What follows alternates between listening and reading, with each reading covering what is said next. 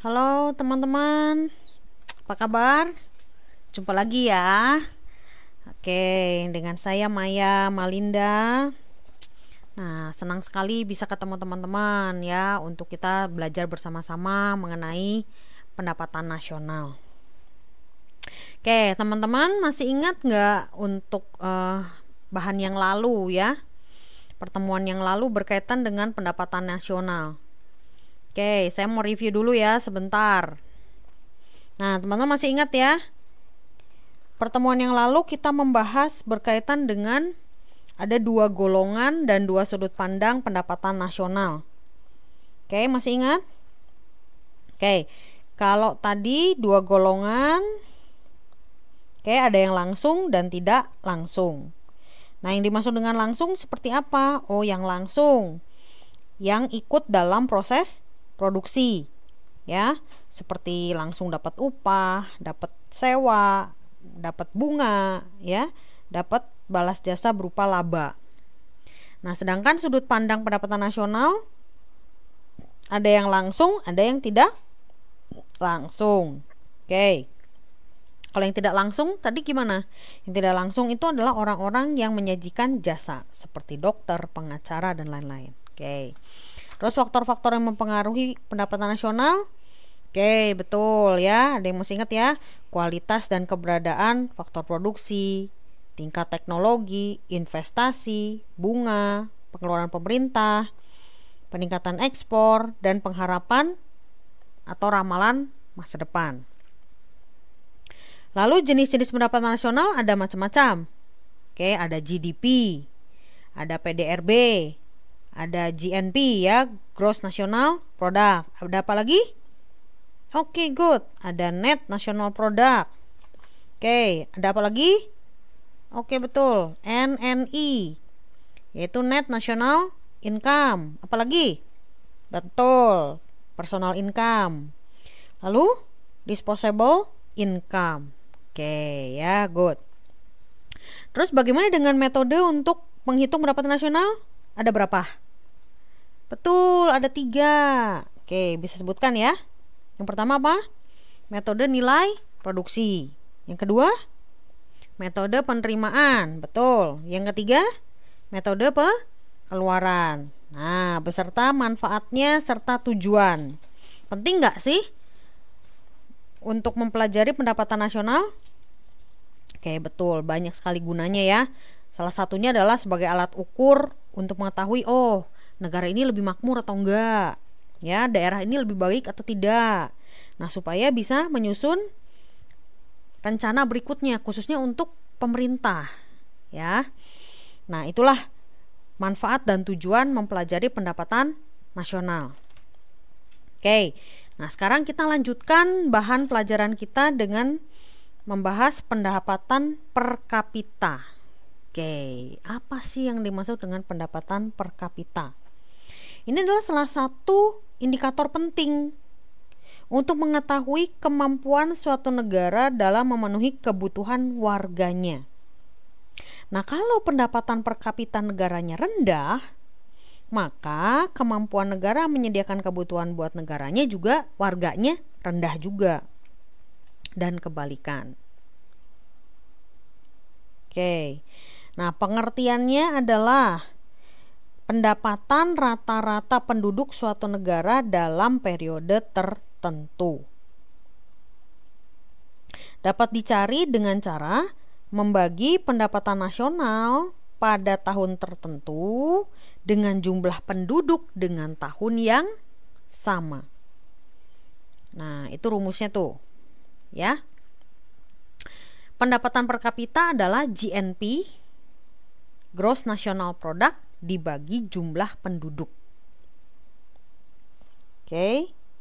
Nah, atau juga IPC, income per kapita, sama dengan GNP dibagi populasi.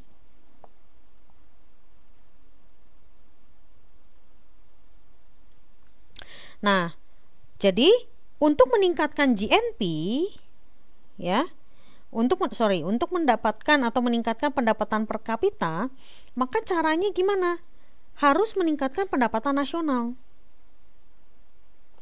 Nah, caranya meningkatkan pendapatan nasional gimana? Oke, harus banyak cara untuk menggerakkan sektor-sektor ekonomi. Misalnya ada bantuan modal, atau misalnya pinjaman untuk mendukung usaha ya dengan bunganya yang rendah. Nah, terus juga ditambah dengan iklim usaha yang kondusif atau yang mendukung. Nah, yang kedua juga berkaitan dengan penduduk.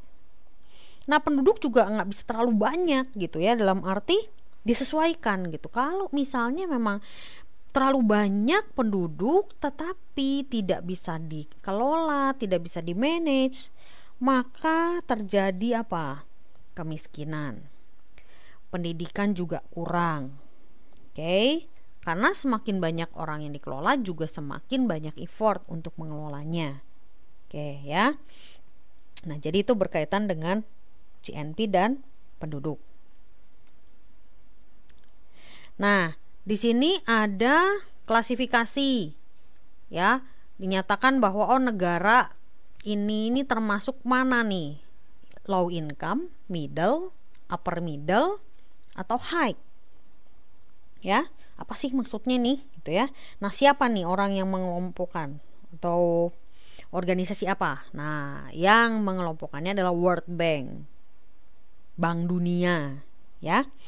Nah, sekarang kita lihat kalau yang disebut low income yaitu negara yang pendapatan per kapitanya kurang dari 675 US dollar per tahun. Oke. Lalu low ke middle 675 ke 2695. Lalu upper ke middle 2696 sampai 8355. Lalu kalau di atas itu disebut high economy. Ya, high income lah gitu ya. Oke, sampai situ dulu. Ada pertanyaan nggak? Nggak ada. Oke, kalau nggak ada kita lanjut. Inflasi. Oke, yuk kita lihat ya. Apa sih itu inflasi? Banyak orang yang tidak suka inflasi. Kenapa? Oke, kita lihat. Inflasi adalah sebuah fenomena ekonomi di mana kenaikan harga barang atau jasa secara umum berlangsung terus-menerus sebagai akibat tidak seimbangnya arus barang dan arus uang. Nah, salah satu penyebab terjadinya inflasi yaitu karena meningkatnya jumlah uang beredar. Atau selain itu juga BI itu di sini adalah Bank Indonesia mencetak uang untuk menutupi defisit anggaran. Nah, dalam hal ini berarti BI menentukan kebijakan uang longgar, disebutnya easy money policy, berupa kemudahan memberikan pinjaman atau dana bergulir lainnya. Jadi makanya nih dana bergulir ini juga harus hati-hati. Ya, peruntukannya untuk apa? Nggak sembarangan misalnya pemerintah kurang uang, gampang tinggal cetak uang. Nah, ini tidak semudah itu. Ketika pemerintah mencetak uang dalam arti BI ya, diizinkan oleh pemerintah untuk cetak uang, ini akan membuat jumlah uang beredar di masyarakat banyak. Nah, ketika jumlah uang beredar banyak, maka ini akan mengakibatkan inflasi. Oke. Kita lihat penyebabnya. Yang pertama nih, inflasi dorongan permintaan. Inflasi dorongan permintaan adalah inflasi yang disebabkan karena kelebihan permintaan efektif atas barang dan jasa. Yaitu permintaan masyarakat yang terlalu besar tidak dapat dilayani kapasitas produksi. Maka keseimbangan permintaan dan penawarannya terganggu. Kalau permintaan penawaran terganggu mengakibatkan harga barang naik. Betul nggak? Ya. Nah, inflasi dorongan pemerintah bisa digambarkan dalam kurva seperti ini. Oke. Di sini adalah karena permintaan naik. Nah, permintaan naik dari Q ke Q1. Ya. Nah, ini dilukiskan dengan grafik permintaan dari D ke D1. Penawarannya tetap S ya. S di sini adalah supply atau penawarannya tetap. Tetapi ini karena permintaannya bertambah, maka keseimbangan pertama tadinya di sini nih bergeser ke S1. Nah, pergeseran ini mengakibatkan apa? Terjadinya kenaikan harga. Asalnya dari P yang pertama, asalnya jadi P menjadi P1. Ngerti ya, teman-teman ya? Jadi misalnya nih, beras. Setiap orang kan butuh beras, makan untuk untuk masak nasi ya. Nah, misalnya beras yang tersedia misalnya 10 ton.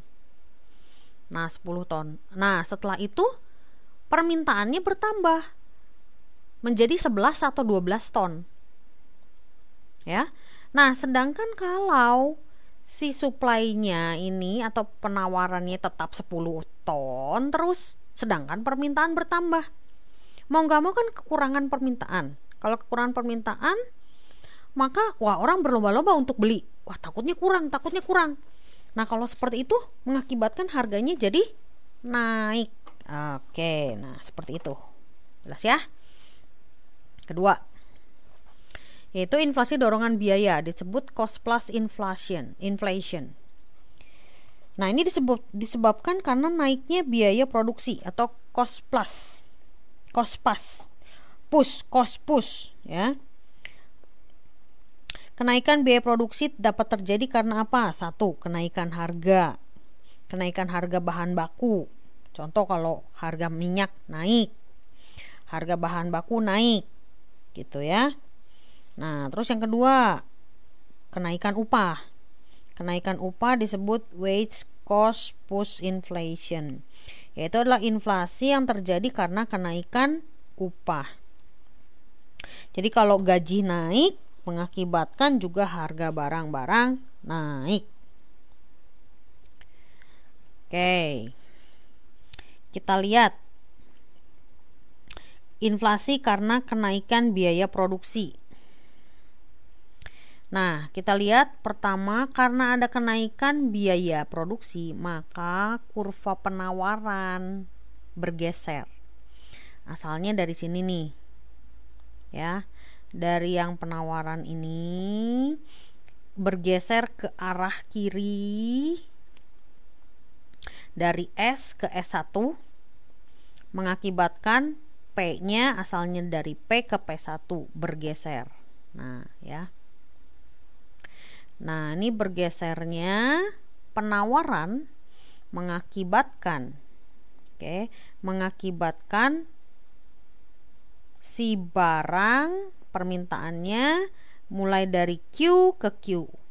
Ya, dari Q1 nih ke Q. Nah, ke sini. Ya, inilah yang keseimbangan baru. Maka terjadi kenaikan harga. Sampai situ ngerti ya? Nah, ini lambangnya nih ketuker nih. Harusnya Q1-nya di sini. Ya, ininya Q. Oke, tapi artinya teman-teman ngerti lah ya. Ini bergeser ke arah kiri. Oke.